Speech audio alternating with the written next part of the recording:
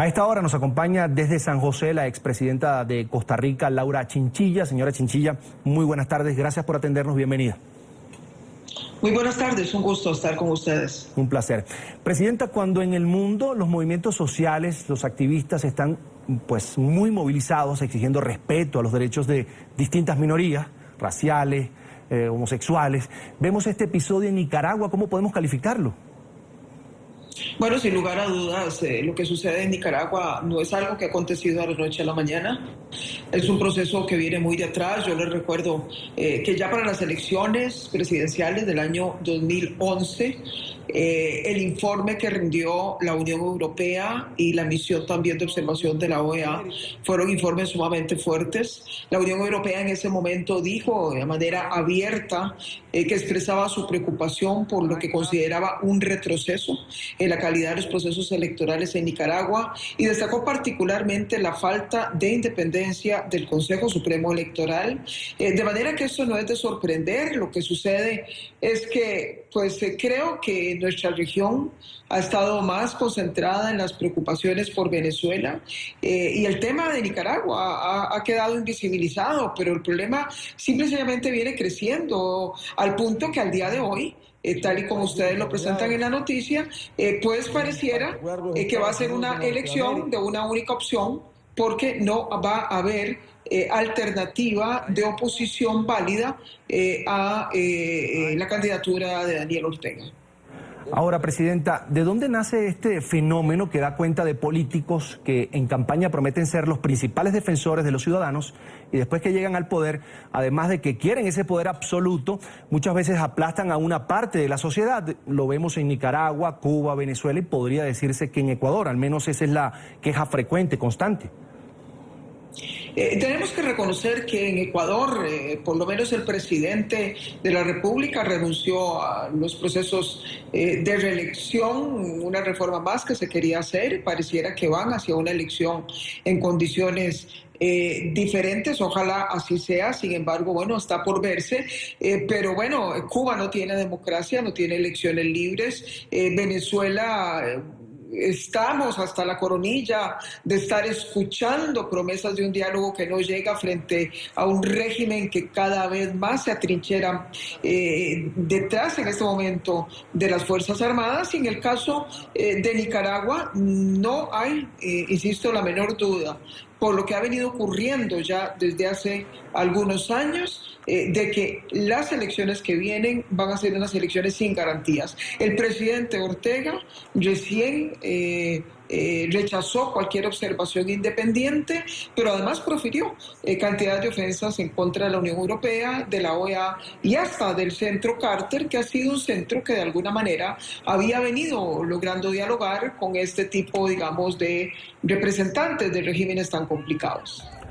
Presidenta, ¿qué decir de gobiernos en América Latina y en el resto del mundo que cuando o frente a episodios como este, situaciones como esta que se presentan en Ecuador, pero también en Venezuela, usted lo decía muy bien, en Cuba, donde no hay elecciones libres, donde en este momento hay un dirigente opositor, disidente, en huelga de hambre, muy afectado de salud, por supuesto, hablo del Coco Fariñas, ven a otro lado, no dicen nada? ¿Hasta qué punto el respeto a la soberanía conlleva que gobiernos en el mundo sean cómplices de violaciones de derechos humanos como las que ocurren probablemente en Venezuela?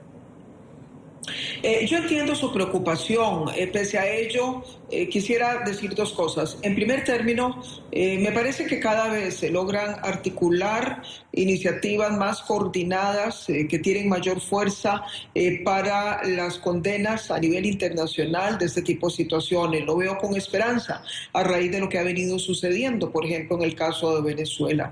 Y en segundo término, que también es muy difícil a veces pretender que la comunidad internacional sustituya la falta de determinación de algunos sectores internos de pelear por los espacios de democracia.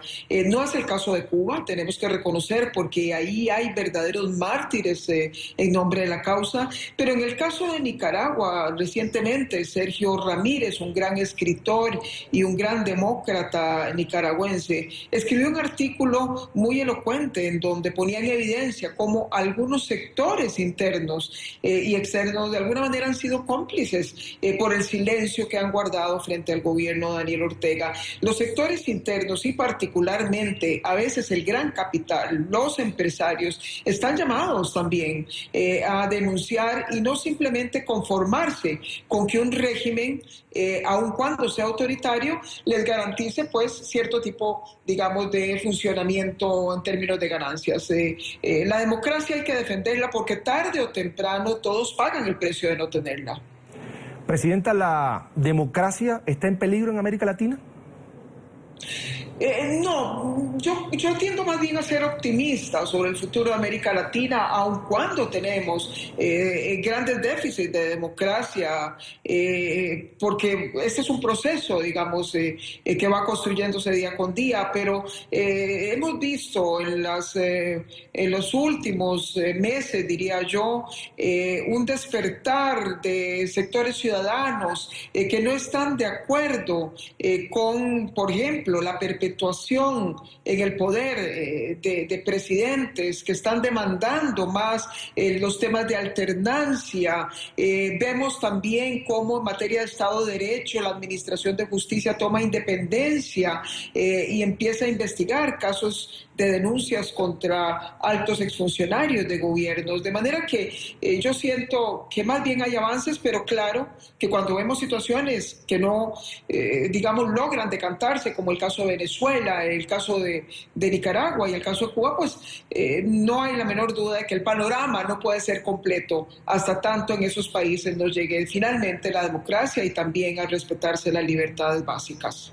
La OEA, la ONU, cuando no dicen nada, menos que sea un tema de guerra, ¿pecan al no poner el resaltador o sonarle la campana a estos gobiernos?